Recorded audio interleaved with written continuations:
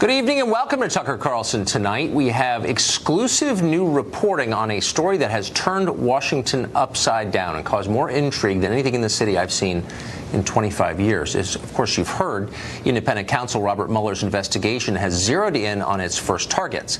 Today, former Donald Trump campaign manager Paul Manafort and his business associate Rick Gates were both indicted on charges of money laundering, tax fraud, and failure to report lobbying arrangements. Now, the indictment, among other things, offers tantalizing details about how foreign lobbying actually works at the highest levels in Washington, how Manafort allegedly used laundered offshore cash to buy Range Rovers, expand his wardrobe, somehow spend $655,000 on landscaping for his house in the Hamptons. Manafort's indictment comes as, honestly, no surprise to anyone who's been in Washington for a while and has watched him operate, though, of course, the legal system will make the final call on that. It's pretty clear, though, that Paul Manafort is just the first in a series of people in D.C. who are suddenly in deep, deep trouble. Who's next? Well, reading between the lines of the indictment and talking to a number of our own sources, we think we've got a pretty good idea of that. Keep in mind that today's indictment never mentions Donald Trump's presidential campaign or the 2016 election. It only mentions Russia in passing, even though Russian meddling was the pretext for this investigation in the first place. Instead, the indictment catalogs Manafort's efforts to lobby on behalf of pro-Russia groups in Ukraine. The indictment goes into great detail on the relationship between Manafort and two mysterious groups described in the document as Company A and Company B.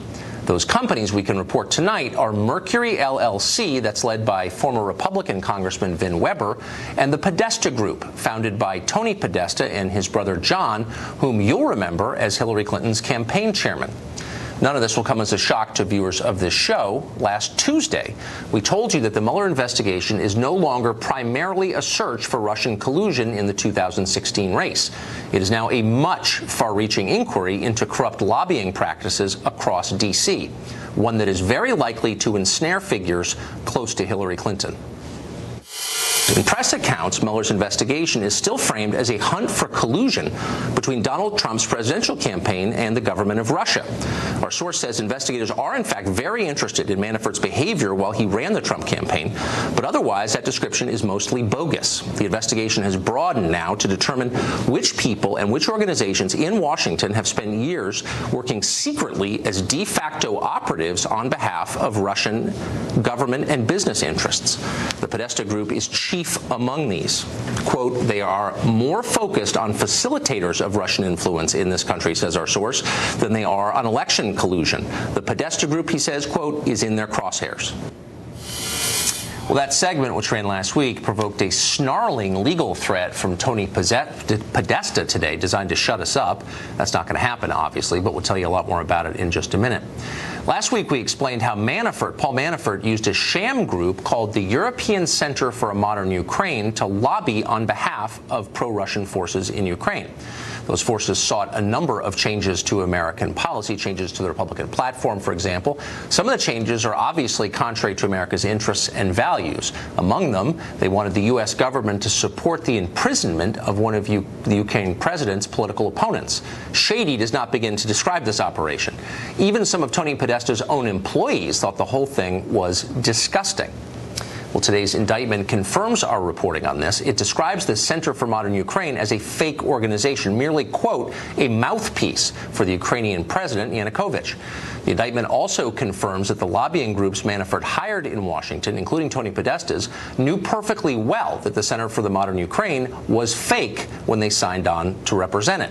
According to the feds, Podesta's company was told explicitly they would be lobbying on behalf of the Ukrainian president. In November 2012, the indictment says, Manafort's business partner explicitly requested reports on lobbying activity by both those companies so that he could brief the president of Ukraine, Yanukovych, on what they were doing. It couldn't get dirtier. But despite apparently knowing they were acting as foreign agents, agents of a foreign government, the Podesta Group never registered as foreign agents. Failure to do that is against the law. In April 2012, the Podesta Group filed documents with Congress relating to its work with the Center for a Modern Ukraine. At the time, they falsely claimed that group was just a foreign NGO. The Podesta Group's filing contained a declaration by the Center for Modern Ukraine that, quote, None of the activities of the center are directly or indirectly supervised, directed, controlled, financed, or subsidized in whole or in part by a government of a foreign country or a foreign political party. That declaration, false, was endorsed as true by Kimberly Fritz, now the CEO of the Podesta Group and a former Jeb Bush staffer. All apparently a lie. Moreover, according to today's indictment, the Podesta Group must have known it was a lie when they signed that document. Under the law, the firm should have immediately registered with the government, the U.S. government, under the Foreign Agents Registration Act. Instead, the Podesta Group waited until spring 2017, this year, to do that, and then somehow applied the status retroactively. By that point, the Center for a Modern Ukraine had effectively been out of business for 3 years. It was a little late. Interestingly, the Podesta Group filed those late papers just weeks after media outlets began reporting that law enforcement was investigating Manafort's offshore bank accounts. Connection? But wait, why would Ukrainian interests hire Tony Podesta in the first place? Well, according to a former Podesta employee we spoke to over this weekend, even foreign officials in distant lands understood that Tony Podesta's brother was John Podesta, a key Clinton confidant. It was widely known the two brothers had dinner together every Sunday night. Quote, "That's not something we hid from clients of the firm. They loved hearing that." Even a native Russian speaker could grasp the point of all of this. The Podesta Group was hired by Paul Manafort on behalf of foreign clients because the company was perceived to have a direct line to powerful politicians. John Podesta was Hillary's campaign chairman. Tony Podesta had been friends with Bill Clinton since the midterm elections of 1970. Influence peddling 101. How central were the Podesta's political connections to their profit model? Consider this. The firm's billing dropped dramatically almost immediately after Hillary Clinton lost the race for president. That tells you a lot. Mueller's investigators apparently have figured this out. Today, Tony Podesta resigned as head of his company. His excuse? Us. That's right, he blamed us. In his parting statement, Podesta said this, quote, "It is impossible to run a public affairs firm while you're under attack by Fox News and the right-wing media." Well, Podesta isn't just complaining about us, though. He's threatening us. This afternoon, we got a letter from Jeff Garanther. He's a lawyer with Venable LLP, a big law firm here in D.C.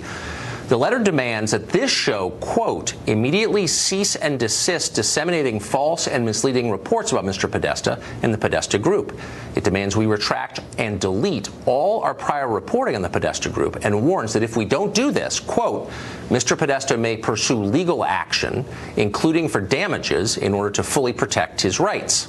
The letter doesn't stop there, though. It also warns us that we will face legal action under the Copyright Act merely for quoting from this letter publicly, as we just did. The most amusing line, though, is this one. Quote, "Paul Manafort did not work with the Podesta Group in its representation of the European Center for a Modern Ukraine." That's what the lawyer's letters told us.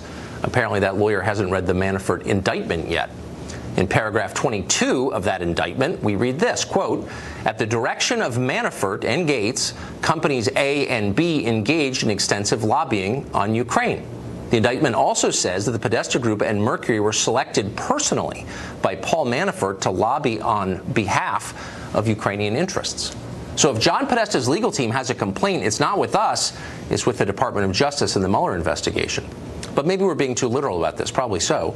Podesta's lawyer wasn't trying to inform us of anything, but to threaten us, to shut down our reporting on his client. One lawyer we talked to earlier today said the Podesta people have used this tactic with others before. It's common. It's an effort to use fear to control press coverage. We're not intimidated. We have ample evidence from Mueller's indictment and from a number of confidential sources to paint a pretty clear picture of exactly what the Podesta Group was doing for years here in Washington. We'll let the facts speak for themselves. And we're confident the Mueller investigation will be revealing a lot more about Tony Podesta's lobbying practices in the near future. In the meantime, if you're looking for a summary of all of this, here's the one-sentence cliff note to the whole affair. The chairman of one major presidential campaign colluded with the brother of the chairman of the other major presidential campaign to enrich themselves by secretly advancing the interests of a foreign adversary. That happened. That's the swamp they told you needed to be drained. Jonathan Turley teaches law right in the middle of the swamp. He's a professor at George Washington University Law School, and he joins us tonight. Mr. Turley, thanks for coming on. Thank you.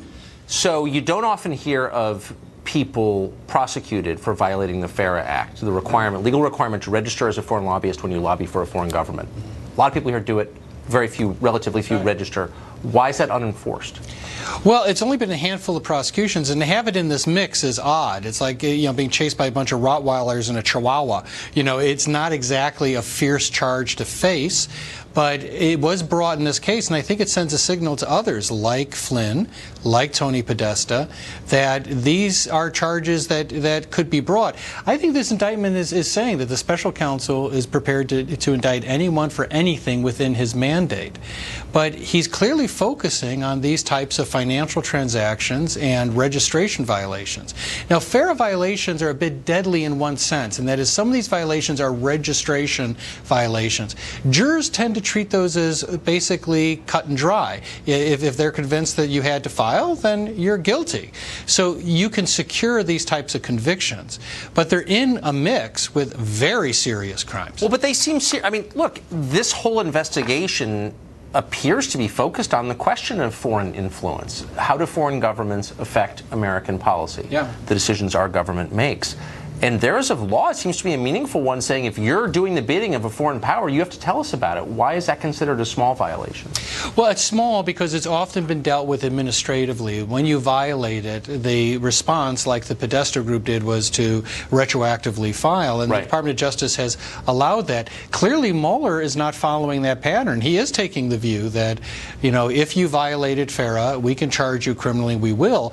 It'd be hard not to see that charge brought against people like Flynn. You could white out Manafort's name and put in Flynn and basically use that same paragraph. For the work he did for the Erdogan government in Turkey. That's right. Yeah. And so this is a signal to others that these charges are likely to be brought. So if FARA violations are basically looked past and you can retroactively file 4 or 5 years and call it good, this is an editorial comment, but I'm just interested in your view. Maybe that's one of the reasons D.C. is so corrupt, just throwing that out there?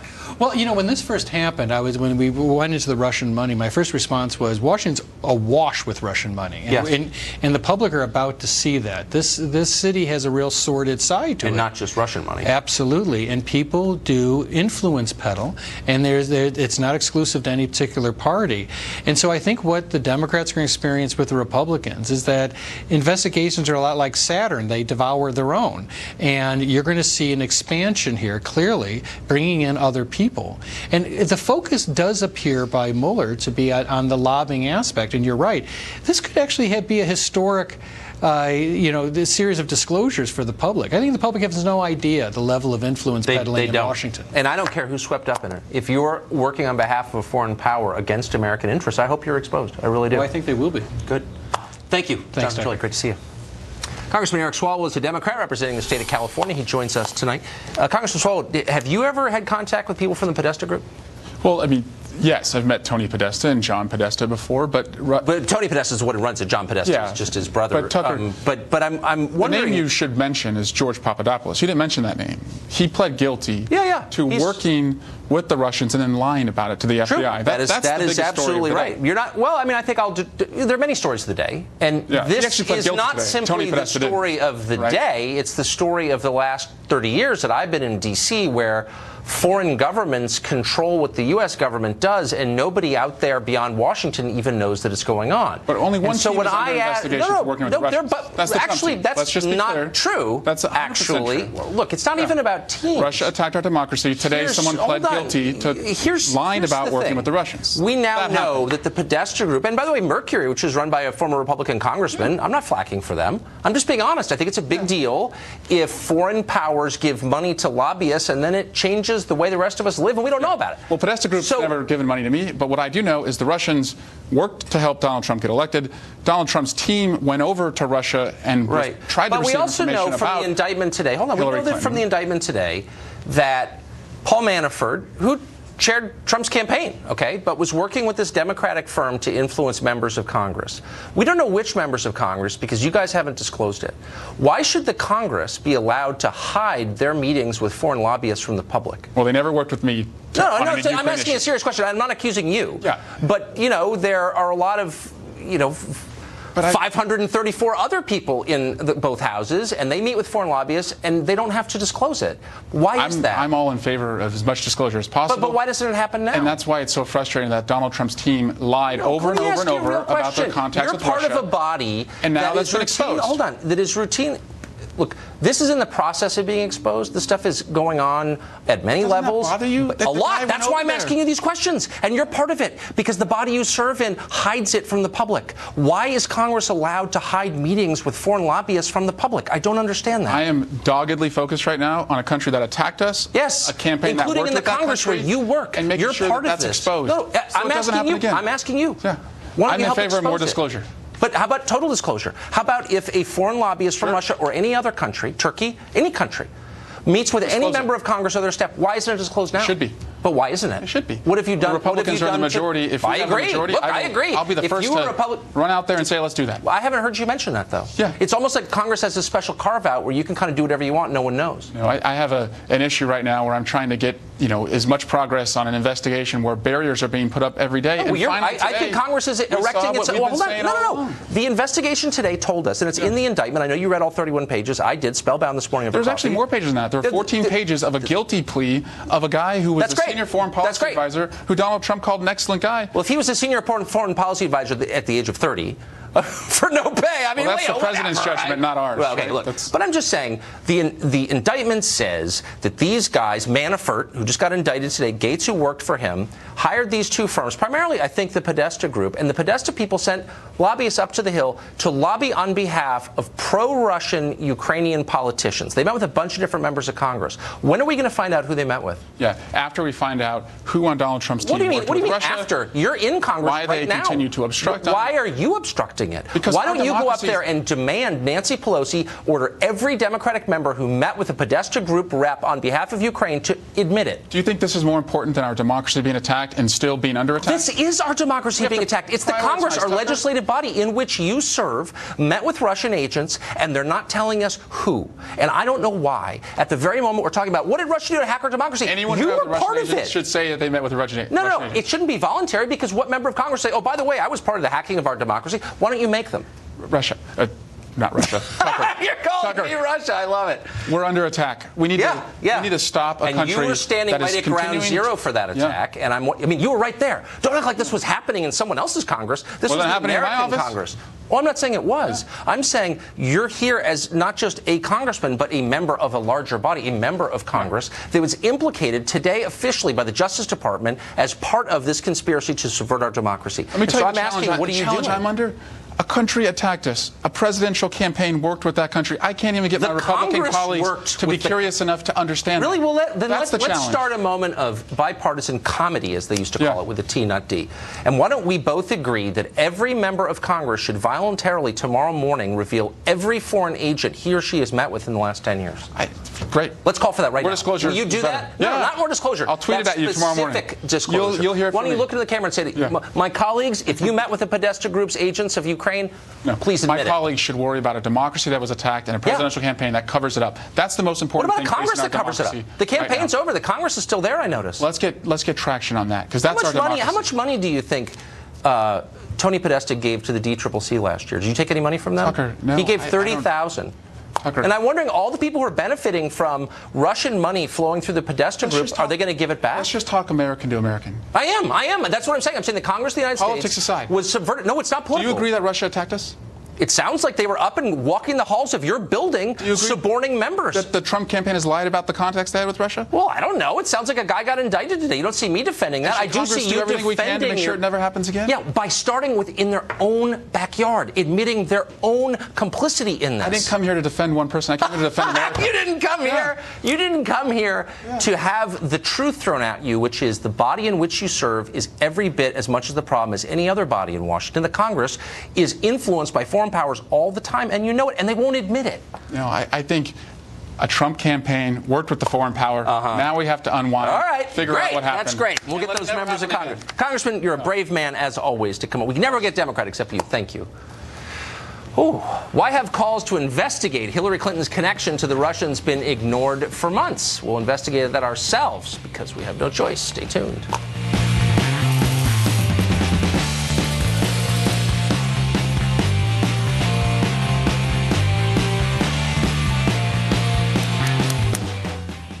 Today's revelations about the Podesta Group provide further reason to believe that ties between pro-Russian interests and Hillary Clinton deserve a second look. Republican Congressman Dana Rohrabacher represents California. He said he spent months trying to get a House hearing on Russia, Manafort, and the Clintons, all without success. Congressman Dana Rohrabacher joins us tonight. Congressman, thanks for coming on. We just spoke to one of your colleagues, also from the California delegation, Eric Swalwell, nice guy, about the connection between the Congress and Paul Manafort. I think you met with Paul Manafort, so a lot of people met with Paul Manafort. Listen, I've known Paul Manafort for 40 years. But why shouldn't all members disclose that?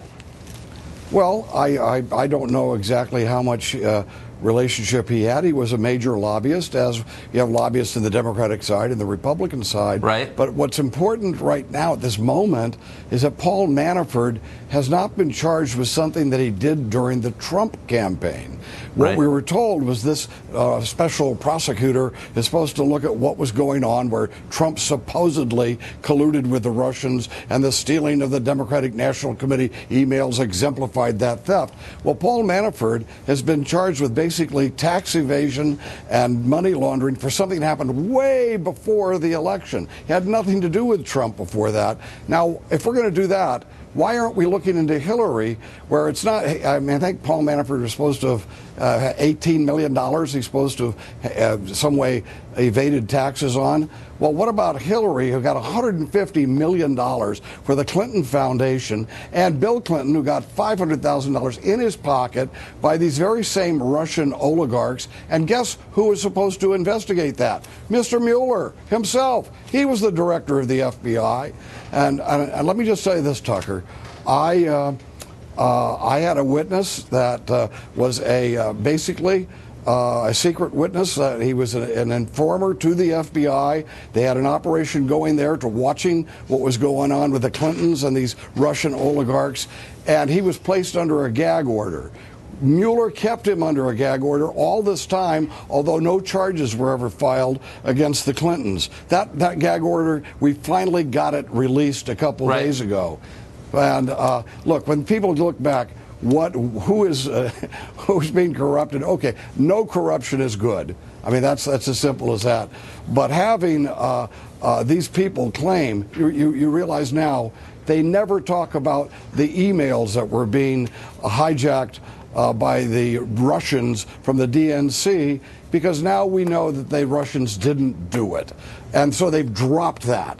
Now they got Paul Manafort on something he did way before the election. Now the American people have to understand their attention is being diverted from the wrongdoing of the Clintons and this power grab of trying to prevent President Trump from assuming the powers that he received from the voters in the last election by disrupting that with these phony charges of collusion with the Russians. Well, a lot of people are making charges about things they themselves have done. I think Freud had a term for that. I can't, transference maybe, something like that. Anyway, Congressman, thank you. I appreciate it. God bless. Thank you, Tucker. A new ad in the Virginia governor's race portrays Republicans as racist murderers who attempt to kill children. Think we're overstating that? Wait till you see the ad. We'll be right back.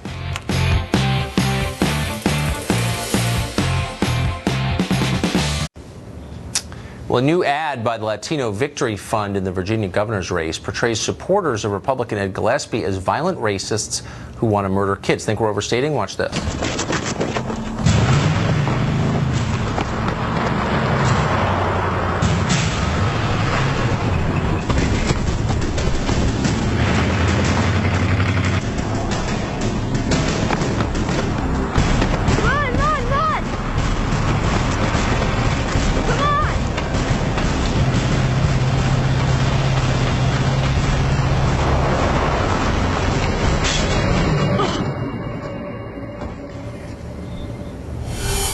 Emily Sussman is the campaign director for the Center for American Progress Action Fund, and she joins us today. Emily, thanks for coming on. Thanks for having me. So I watched this ad. I've seen a lot of tough political ads, over decades of watching it, and I thought, they're actually just pushing race war here. That's what this is. The single most disgusting, unfair thing I've ever seen. I'm not any great Ed Gillespie partisan at all, but like I don't see any justification for running something like that. Well, I think the justification is the fact that it's really just putting a mirror up to the campaign that Gillespie has running. I think a lot of Republicans, I know a lot of Republicans are really disgusted with the campaign that he's been running. It's a lot of race baiting. Look, I don't know what's in his heart. Give me one example of Ed Gillespie. Give me one example of Ed Gillespie's race baiting. By putting the Confederate statues at the center of his campaign, by running ads that imply that most people that are immigrants are related to MS-13 or defending MS-13. Well, he hasn't said that most people who are immigrants are connected to MS-13. I've watched it really carefully. I mean, by the way, Ed Gillespie is on the liberal scale on immigration, to put it mildly. I mean, I'm not attacking him, just saying like he's nowhere near Donald Trump on immigration, or me for that matter. Where has he said most immigrants sympathize with MS-13? I've heard him say point blank, MS-13 preys upon immigrants. Look, the ads that he is running are race baiting because they're making people fearful. They're bringing out the worst in people. They're trying to drive people to the polls. The positive comments he had made about immigration were in 2006. They were a long time ago. And I think it really shows that, look, he's really willing to say whatever it takes to sell people out and try to get votes. You're defending an ad that has a racist driving a truck with an Ed Gillespie sticker on it trying to murder children. And you're defending it by saying Ed Gillespie is running an ad that makes people fearful? I mean, I don't think there's ever been an ad like the one we just watched. Have you ever seen anything like that? I think we're living in an era we've never lived in before. I think what's unique about the last year is that a lot of people are coming forward with statements that used to just be dog whistles are now overt racist statements. But what is that? If that's based on an actual event that happened. What did Ed Gillespie have to do with that event? Well, I don't know what he had to do with the event necessarily. Well, why are you tying him to it? Because he's creating a racist environment where people are feeling emboldened. He's never disavowed President Trump saying, in the heels of the Charlotte riots, that there are good people on both sides. Well, I haven't disavowed it either. Does that make me? It's not mine to disavow. I didn't say it. It's not yours to disavow. Does that make me a Klansman? When he's running for governor of Virginia. Disavow it? I mean, what? So refusing to disavow, whatever that means, something that somebody else said now makes you morally equivalent to what you say the first person is? Like, this is insane. When he's running a campaign that actually goes right to the core of it, you know, he actually talked about our heritage when he talked about the Confederate monuments. Or like he is actually But it is the heritage of a lot of people in Virginia. That's a real thing. I mean, the capital of the Confederacy was in Virginia. You don't have to be for the Confederacy or racism. That's real. I mean, that happened there. I mean, like, what are you supposed to say about it? You're supposed to pretend that's not true? No, but there are also massive riots where a woman died and people were beaten. The fact that he won't actually come out and say, with both his policies and the rhetoric of his campaign, this is not something that we allow. What's sort of ironic is that he actually has a campaign slogan that he's all for all Virginias. Well, that's hardly the case. Wait, this is actually, you're playing with fire here. And the fire is race, and you're telling voters that Ed Gillespie hates them because they're not white. And there's no evidence of that at all, and yet some people are going to watch that and believe it, and it's going to bring us closer to some real conflict based on race. It's irresponsible to run an ad like that, don't you think? I don't see that ad saying that at all. What I see that ad saying is that it's reflecting what communities of color, Hispanic communities, are feeling by the rhetoric set by his campaign. Maybe you should assure them it's not true, that Ed Gillespie's not going to run down their children. Isn't the responsible thing to do if people have fears that are unreasonable, and that's an unreasonable fear? Ed Gillespie's not going to run your kids down with a truck. No, and I don't think an ad is saying he himself will be running people down with a truck. But there's a real fear about an increase in violence. Look, we hear this from teachers. From Ed Gillespie? No, we hear this from teachers saying that, and we hear this in Virginia, that the violent rhetoric against students of color is increasing. But Ed Gillespie, okay, look, that may or may not, we can debate it.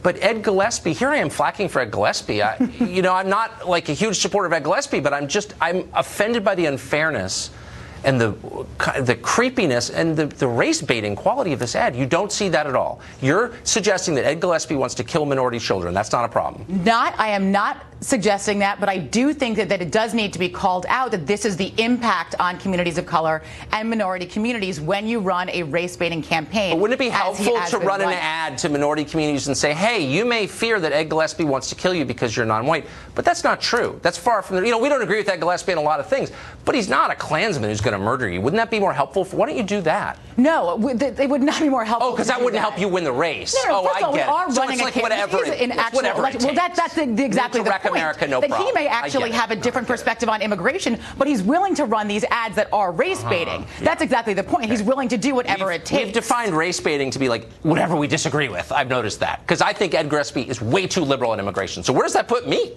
I'd actually say that it puts you as a dissatisfied Republican who should be dissatisfied with Ed Gillespie because he'll say and do whatever it takes to try to get votes. You got him coming and going. I'm more confused than ever. Emily, thank you. Kevin Spacey accused of making sexual advances on a child. You would have learned that if you read a bunch of news stories today. They told you the big news was that Kevin Spacey came out. What was the real story? We'll discuss that next.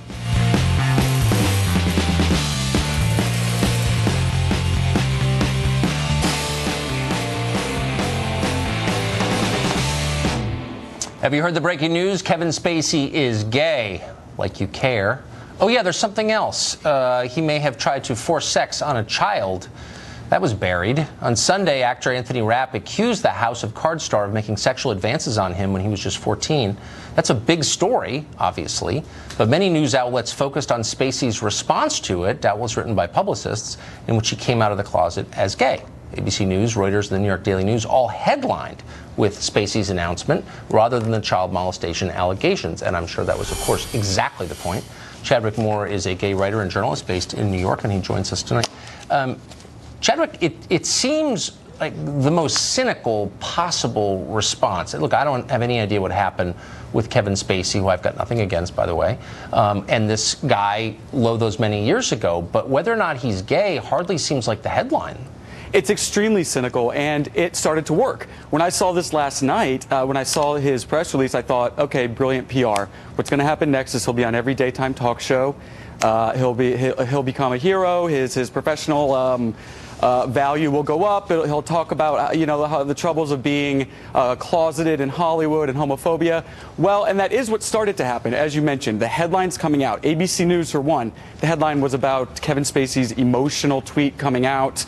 You didn't get in for many of these stories. You didn't get down into these sexual assault allegations into the middle of the story, and it started to work. What they weren't counting on, like a Scooby-Doo villain, is all of these meddling internet trolls were going to step in and ruin it for them, and that's exactly what happened. Now we have big, powerful figures on the left in entertainment, like Rosie O'Donnell, who are really going after Kevin Spacey for this.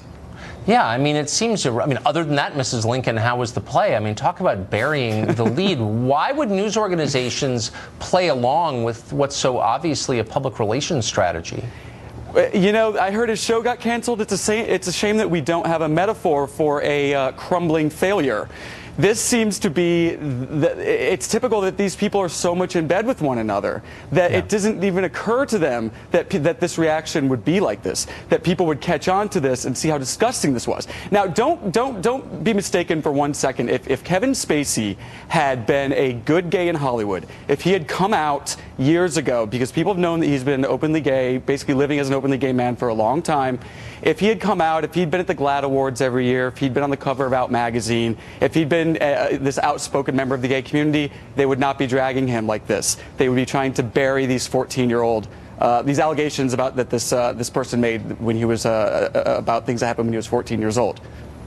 I hate to believe that's true, but I think you're probably right. Because I notice a trend here, which is that when people on the left are accused of wrongdoing, they immediately go to politics. Harvey Weinstein's famous response, I'm going to devote my life to fighting the NRA. It tells you that they think that their politics will buy them, like an indulgence from an evil church, a pass on their behavior. Look, it's worked for so long. This response from Kevin Spacey's team was not negligent. It was brilliant. It was quite smart. They were counting on this working, and it was beginning to work. Now, the reason why this has worked for so long is, we're used to treating certain groups of people as victim groups, as deserving special treatment. And, this time they thought that they could get away with it. Now you have the gay community saying, no, you can't wrap yourself in the flag. You haven't been standing with us. It's not working. Wow. The internet is unpredictable for sure. Chadwick, thanks for joining us. That was interesting. Thank you, Tucker. Thanks. Dilbert creator Scott Adams was one of the very first to say Donald Trump might in fact win the presidency. People laughed at him. You're just a cartoonist. But he was right. He's next with us. His take on the Russian news of today. Stay tuned.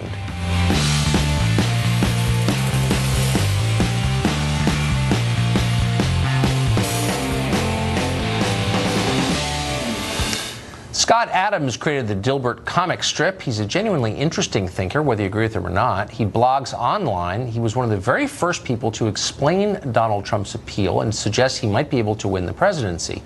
Adams has a new book coming out tomorrow. It's called Win Bigly: Persuasion in a World Where Facts Don't Matter. He seemed like the perfect person to ask, if persuasion is everywhere and facts are irrelevant, what will be the effect of the recent revelations about Russia and the investigation into its influence? Scott Adams joins us tonight. Scott, so congrats on the book, by the way. What do you think the takeaway? You're always arguing that things will happen, but people perceive them very differently from intended often. What's the takeaway from the Russia investigation so far? Well, I think the biggest factor that's going on here is there's so much Russian stuff that people are overwhelmed. I mean, I've lost track. You know, are there 6 scandals, 7 scandals? Right. I mean, it's turned into, Russia's like the Harvey Weinstein of countries. You know, you think it's done, but there's always just one more horrible thing coming at you. And I think the net effect of that is that people can't really follow the complexity of it. They're just sort of lost in it, and so they're going to default to taking the side that they were going to take anyway. So we're sort of where we started out, which is if you don't like Trump, you think he had something bad to do with Putin, and if you do, you dismiss it?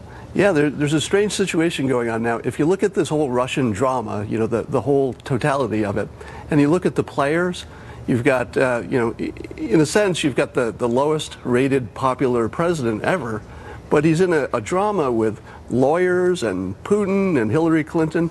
He found the only drama where he's the most popular person in it.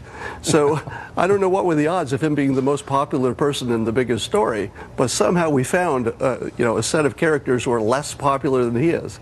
So I think he's going to come out okay, just because you can't really get your hands on what really is the problem here. He doesn't seem to be indicted for anything. We're just confused.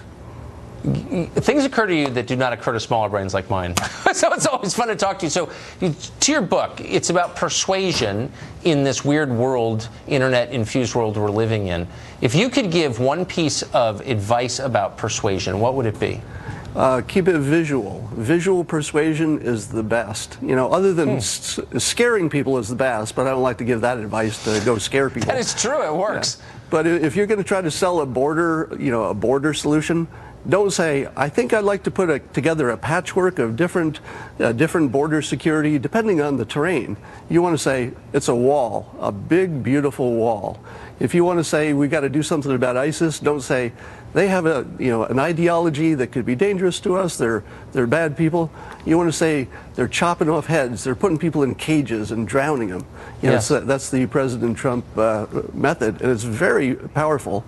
Visual persuasion is always the best. Visual persuasion. And you can kind of stick, I mean, you could use it for deception, but you could also tell the truth with images if you wanted.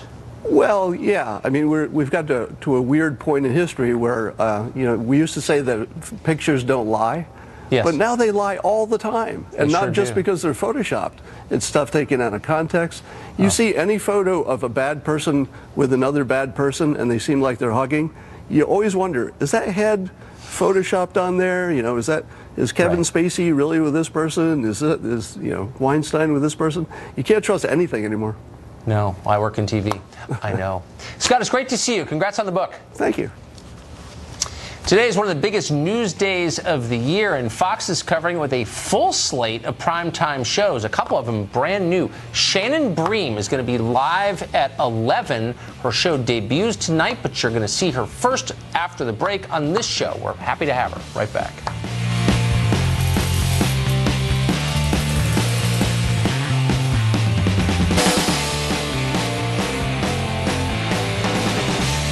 It's a huge night of news, the perfect night to launch 2 brand new shows, which we're doing tonight. Laura Ingraham is on tonight at 10 o'clock for the first time, and after her, Shannon Bream anchoring a full hour of live news at 11. I don't think we've done that permanently ever. That's our re-air normally. I know. And under normal circumstances, I'd say, oh, we're losing our re-air. But now I don't feel that way. I feel like we're gaining Shannon Bream, one of the nicest people ever to work in television. What's your show going to be like? Tonight, very newsy. I think it's good that you have two lawyers on back-to-back tonight because there's so much to unpack from these legal indictments today. Yes. We're learning about Papadopoulos and why we didn't learn for weeks about what was going on there. Was he wearing a wire? We've got all kinds of interesting people to help us break that down. Was he wearing a wire? Do we know? We don't know. The fact that he was arrested July 27th and we didn't find out to him being charged until the first week of October and making a plea deal, and then we actually find out about it today.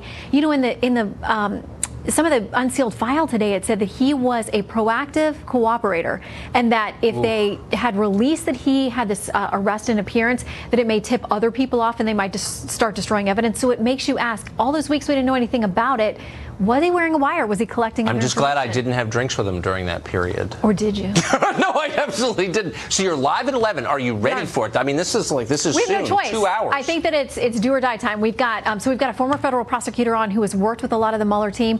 We've got Senator Mike Lee to talk about the Russian investigations which continue on the Hill, and we have got a head-to-head debate about this case out of Texas where an illegal minor crossed over into the U.S. and wanted to get an abortion. The ACLU, the NARAL on one side versus the Attorney General Ken Paxton. Both of those folks joining us live tonight to debate that. Shannon Bream, not only super nice, but super smart. Your show's going to kill it. And I'm going to watch every night. I'll be home. Shannon Bream.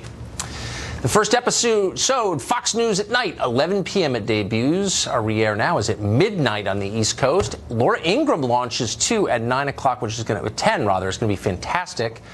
She interviewed White House Chief of Staff John Kelly for tonight's show. Good luck to them both. Not that they need it. Good night from Washington. Sean Hannity is next from New York. Have a good night. Thanks, Tucker, and good luck to Shannon and Laura tonight.